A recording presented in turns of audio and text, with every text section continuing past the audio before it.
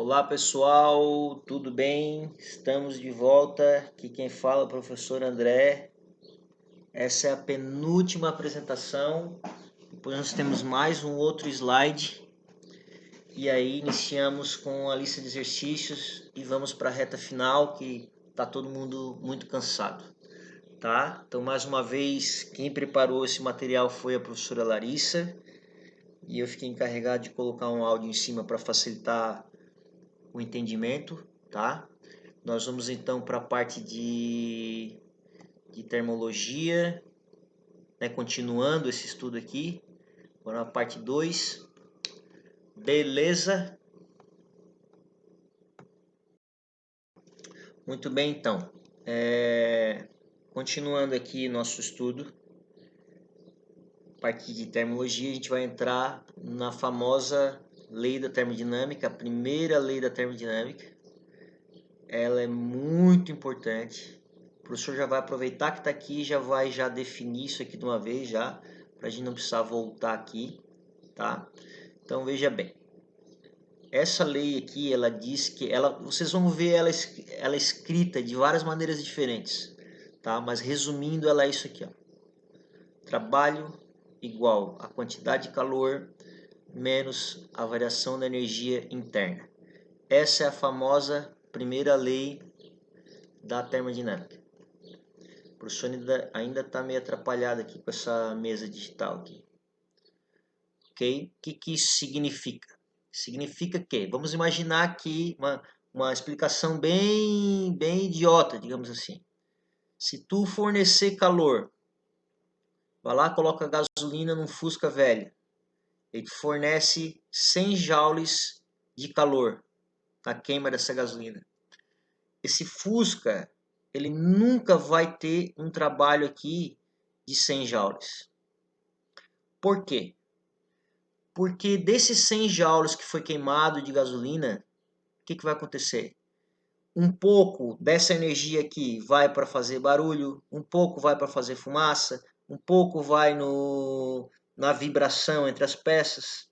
Esse pouco aqui que se perde se chama variação da energia interna, que a gente representa aqui na física pelo ΔU. Então significa, eu queimo 100 joules, só que um pouco se perde. Então eu nunca vou alcançar o mesmo 100. Eu vou chegar aqui com 90, vamos supor. Então esse tantinho que perdeu aqui foi perdido em várias coisas, que é o que a gente elimina chamando de variação da energia interna. Ou seja, de acordo com a primeira lei da termodinâmica, que é uma lei da física, uma lei da natureza, né?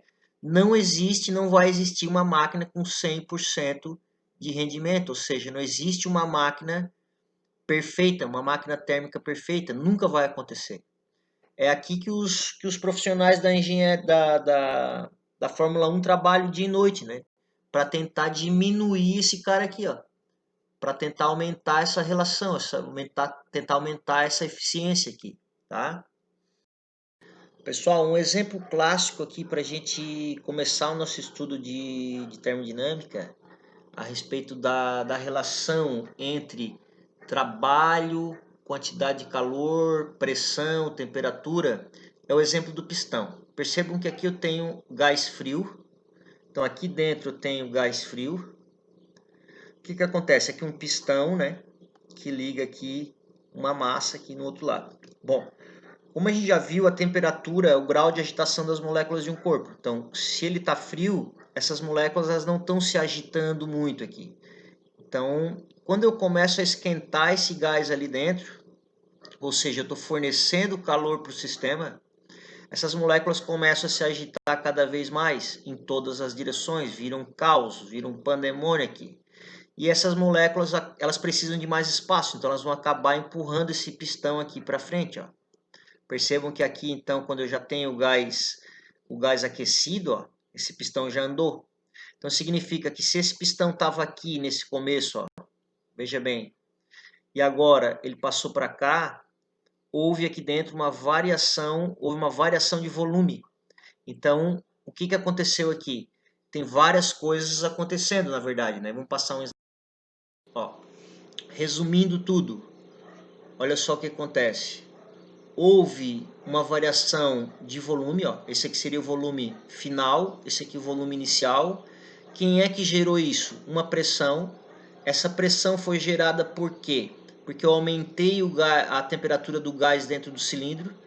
Então, eu forneci energia lá para o gás, as moléculas ficaram agitadas, elas começaram a empurrar, começaram a pressionar o pistão. E isso gerou trabalho mecânico, ou seja, eu consegui mover esse pistão. Então essa aqui é uma das equações muito utilizadas pela gente. Ó. Então, isso aqui é toda a parte matemática aqui da coisa, né? Mas resumindo, o que é? Trabalho é igual a pressão vezes a variação do volume. Isso quando eu trabalho com uma pressão constante. Tá? Quando a pressão não for constante, aí não tem para onde correr. Aí a gente tem que usar uma integralzinha. Então vai ficar integral de P dV. Tá? Aí onde esse P vai ser uma pressão que não é constante. Então se ela não é constante, ela é uma função do volume. Né? Por exemplo, 2V² mais 1, por exemplo. Então eu vou integrar esse carinha aqui dentro de um dV, dentro de um limite aqui da onde tu vai querer de volume, do volume 1 até o volume 2, por exemplo. Agora, quando a pressão for constante, aí não precisa nada disso. Aí tu já trabalha direto aqui com essa equaçãozinha prontinha aqui, ok?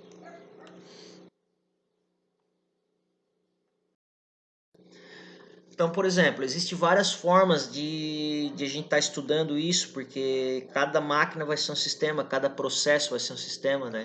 E esse gráfico aqui, ele é um gráfico muito comum aqui. Então, aqui a gente pode ver, por exemplo, ó, trabalho igual a pressão vezes a variação do volume. Muito bem. Então, por exemplo, aqui nesse caso, ó, indo de A até C, por exemplo, a pressão não mudou. Então, a pressão é constante. Nesse ponto, eu tinha um volume inicial, passei para cá, eu tinha um volume final. Ok, posso usar essa equação aqui tranquilamente. De C para B, percebam o que acontece. De C para B, a pressão não é constante. Ô, professor, então eu vou ter que usar a integral? Não, não vai ter que usar nada, porque não mudou o volume, ó. Tá vendo?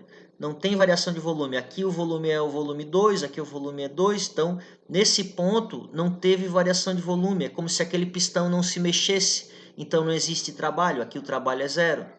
Na mesma análise, a gente pode fazer aqui também, ó, de A até D. Aqui o trabalho também vai ser zero. Aqui de D até B, novamente a pressão foi constante. Tu pode usar aquela equaçãozinha lá. E de A até B, a pressão não é constante, ó. Percebam. Percebam que ela vem daqui para cá, ó. A pressão vai mudando conforme o volume vai andando. Só que nesse caso aqui é uma reta. Então é fácil de encontrar, porque a pressão daí no caso, ó, quem que vai ser a pressão? Vai ser a equação dessa reta aqui, ó. Então tu pega esse ponto, pega esse outro ponto, escreve a função da reta, né, y igual a x mais b. Então quem é o teu y? Teu y é o p. Então tu vai ter o a, quem é o x? É o volume, mais o b. Ó, essa é a tua equação da reta. Aí tu joga aqui os pontos a e b que tu tens, né? Nesse caso a gente não tem, são letras, mas no caso real tu vai ter. Então tu vai ter os pontos aqui, ó, P e V, lá embaixo. Vai lá para baixo. Aqui tu tens outro ponto, P e V lá embaixo. Aí tu acha quem que é o A e o B, né? Monta a equaçãozinha e trabalha com essa equação. Quando chegar lá nos exercícios, o professor vai clarear isso aqui para vocês, tá? Estou só adiantando aqui. Aqui a gente fala de expansão isotérmica, né? O que é isso, professor? Iso, veja bem, gente, ó. Deixa o professor botar a caneta lá em cima. Iso é a mesma coisa, tá? Isotérmica, ou seja, a mesma temperatura. A temperatura vai ser constante. Então varia o volume, só que a temperatura é constante. Aí existe uma equação que vocês já viram ela lá no ensino médio, provavelmente já viram nas aulas de química, que é pressão, volume, tá? O número de mols do gás dentro do sistema. Esse R é a constante dos gases ideais, que é um valor também padrão aqui, ó, tá aqui, e a temperatura que foi constante durante o processo, ok? Isso aqui é a primeira lei da termodinâmica, reescrita de outra maneira. O professor escreveu ela lá, aquela hora para vocês, como sendo trabalho igual a quantidade de calor menos o ΔU, que eu acho que é mais fácil de entender dessa forma. É a mesma equação. Vamos lá, vamos fazer um exemplo aqui, ó. Transformando sua sobremesa em trabalho. Você deseja comer um sundae com calda quente, coberto com creme, com um valor alimentício de 900 quilocalorias. Muito bem. Tá. E a seguir subir pelas escadas diversos andares para transformar a energia a sobremesa ingerida. Até que altura, a pergunta está aqui, desculpa. Até que altura você poderá atingir? Suponha que sua massa seja 60 quilos. Muito bem. O cara é magrinho aqui, né? Eu já passei dos 60 faz tempo. Bom, 90 quilocalorias é a quantidade de energia. Passando essa quantidade de energia aqui, ó, isso aqui é transformando em joules, né? Lá que uma caloria vale 4,190 joules. Então, esse é o valor em joules da quantidade de energia que tu comeu. A gente sabe que para te subir uma escada, tu vai variar a altura. Então, a energia potencial gravitacional é dada por mgh, que é o que aqui no exercício ele está representando por W.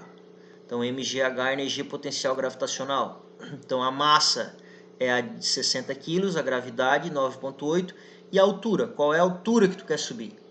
Beleza. Então, a massa eu tenho, a gravidade eu tenho, eu não sei qual é a altura. Então, a energia que eu vou precisar para subir esse negócio, para subir essa escada, é de 588 vezes a altura que eu não sei quem é. Tá, mas quem é essa energia? Essa energia é esse cara aqui, ó. Então, tu botando esse valor aqui, tu vais encontrar qual é a altura que tu precisa. Quer ver ali no próximo slide? Aqui, ó. Aqui, 6.410 metros. Só que isso aqui é um valor de mentira, né? É irreal, porque nem toda a energia vai para isso, né, gente? A maior parte da energia que a gente consome em alimento é só para manter o nosso corpo a 36,5 graus aí, que é a temperatura normal do corpo humano. Tu imagina o teu corpo, a tua máquina humana trabalhando 24 horas por dia para manter essa temperatura aqui, né? É um esforço danado, precisa de muita energia, né?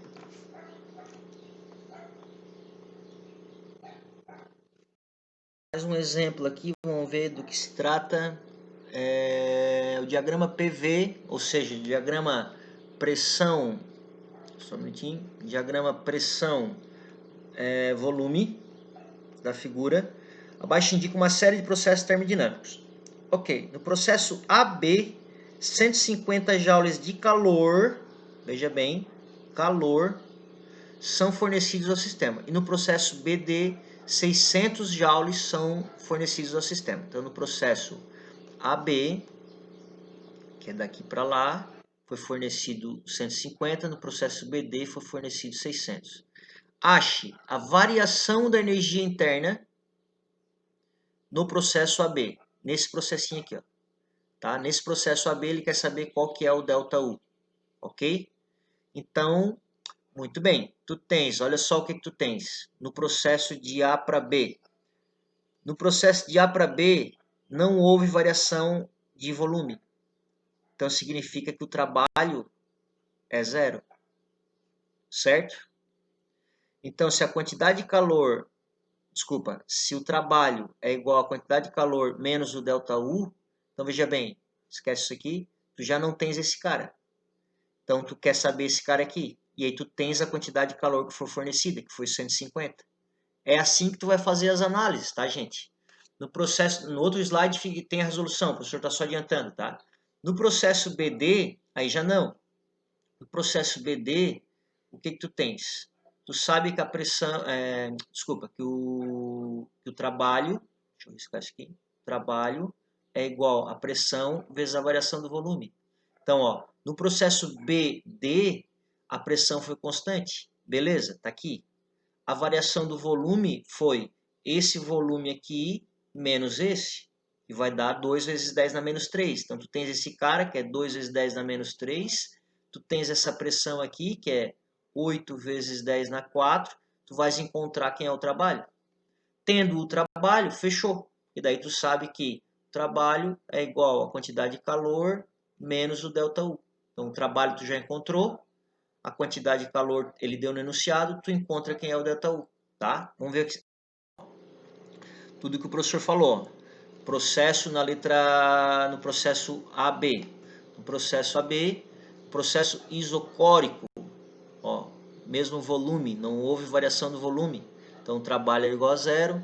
Aplicando a primeira lei da termodinâmica, que ele já botou prontinho, ó, que é o trabalho igual a quantidade de calor menos o ΔU. Então não tem trabalho, né, ó. Então sobra aqui a quantidade de calor. A quantidade de calor é o próprio ΔU, ó. Que é o que está aqui, ó. Quantidade de calor é o próprio ΔU. Tá vendo? No outro processo, o processo isobárico, ou seja, mesmo bárico vem de bar, de pressão, mesma pressão, não houve variação de pressão, ó. Então a pressão é constante. Lembra que a gente já calculou lá do outro lado, ó? A pressão tu tens, a variação do volume tu tens, que é volume, que é o 3 vezes 10 a menos 3. Calcula quem é o trabalho. De novo, trabalho, quantidade de calor menos o ΔU. Então esse cara tu acabou de encontrar, ó, 240. A quantidade de calor foi dado no enunciado. E aí tu encontra quem é o ΔU. Bom, aqui eu vou passar batido, depois vocês olham com calma. Isso aqui também. Isso aqui também. Tudo isso aqui vocês olham com calma aqui depois. Com essa explicação que o professor fez, vocês já conseguem resolver tudo isso aqui, tá? Bom, vamos lá então, gente. Esse exercício aqui é bem legal, gostei dele. Vou trocar a cor aqui, fazer um verdinho para ver se fica melhor. Bom, aqui diz, esse exercício é bem interessante, ó. 1 grama de água, 1 centímetro cúbico, tá? Isso aqui seria o volume inicial. Se transforma em 1671, seria o volume final. Então existe uma variação de volume, então existe trabalho. Quando ocorre o processo de ebulição a uma pressão constante de 1 atm, que é essa pressão aqui, ó. Então ele já falou que a pressão é constante, ou seja, a gente já sabe que pode trabalhar com essa equação aqui, ó. Então aqui de cara já dá para calcular, ó. A pressão é de 1 atm, que ele deu ali, 10, 13 e 25 pascal. Aqui os volumes, obviamente tem que transformar para metro cúbico, né? Esses dois volumes aqui, tá? Beleza. Aí já vamos continuar lendo aqui. O calor de vaporização para esta pressão é dado por tudo esse cara aqui. O professor já vai explicar. O trabalho realizado pela água quando ela se transforma em vapor. Então tá aqui, ó. Esse aqui já é o trabalho, tranquilo.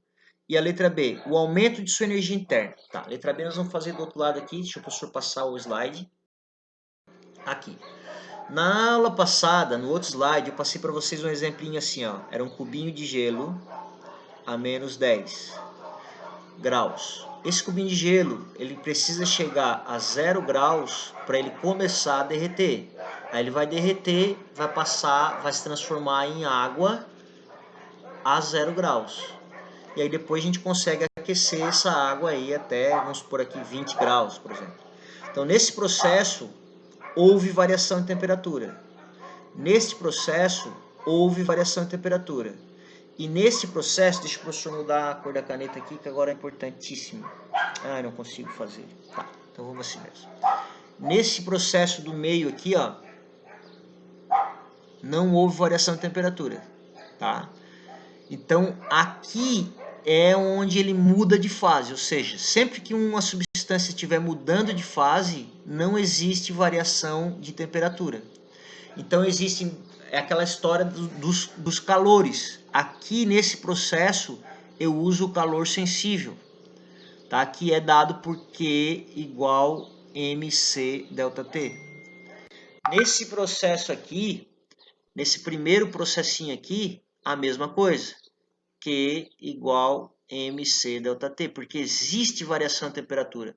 Agora, nesse processo aqui, ó, que é onde ele muda de fase, aqui não. Então, como não tem variação de temperatura, o que a gente usa é o calor latente, que é o M vezes L. Então, ó, a massa ele me deu, que era 1 grama de água lá, e o calor latente, ó, de ebulição da água, que ele também deu no enunciado.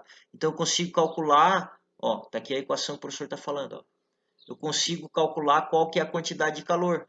Como eu já sei qual que é o trabalho, porque eu calculei no slide anterior, aí eu consigo encontrar qual que foi a variação da energia interna pela primeira lei da termodinâmica.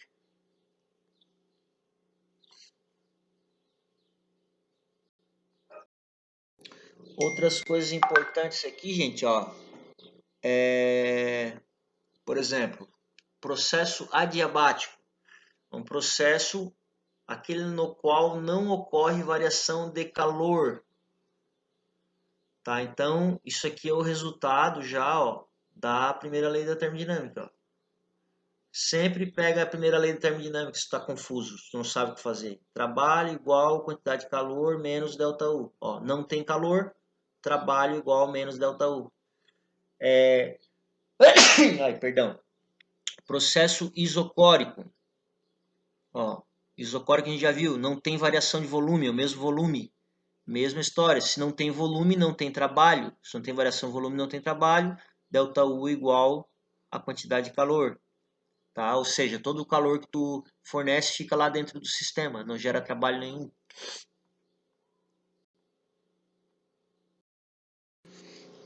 Aqui a mesma continuando, isso aqui é meio que até um resumo, né? Ó, processo isobárico, isso aqui tu já viu, ó, processo isobárico. Mesma pressão, então pressão constante, pode usar essa equação. Processo isotérmico, mesma temperatura, a gente viu lá aquela equação do PV igual nRT, tá bom? Vamos passando aqui. Isso aqui é uma tabela com alguns valores de calor, calores específicos, tá? Caso vocês precisem. Isso aqui é um resumo, vou deixar para vocês. Aqui, parte de máquina térmica. O pessoal da engenharia mecânica vai estudar, o pessoal da engenharia mecânica, eu acho que acredito que o pessoal da engenharia química vão estudar isso aqui com mais afinco, assim, tá? O professor vai dar uma passadinha aqui. Por melhor que seja a máquina, o calor rejeitado é desperdiçado. Então é aquela história do que não existe nenhuma máquina perfeita. O professor vai dar uma passada aqui para vocês darem uma lida. Isso aqui tudo eu vou explicar na hora dos exercícios, tá? Que é a parte de eficiência. Isso aqui eu vou passar também, isso aqui é mais para o pessoal da engenharia mecânica. Isso aqui eu vou passar porque a gente não tem tempo agora para discutir. Segunda lei da termodinâmica. Vamos lá. É impossível para qualquer sistema sofrer um processo no qual ele absorve o calor de um reservatório a uma determinada temperatura e converte o calor completamente em trabalho mecânico. Tá vendo? É impossível, gente. Não existe, não tem como. Sempre vai existir perda, tá?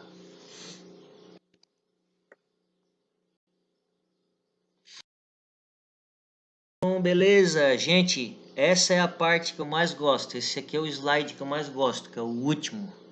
Eu acho que vocês também, né?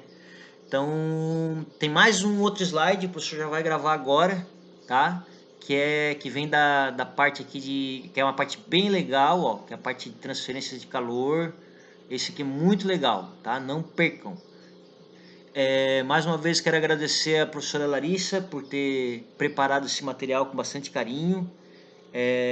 Até o material estava bem mais amplo, mas eu, por minha conta, dei uma enxugada, porque senão vai ficar muita coisa para a gente agora, tá?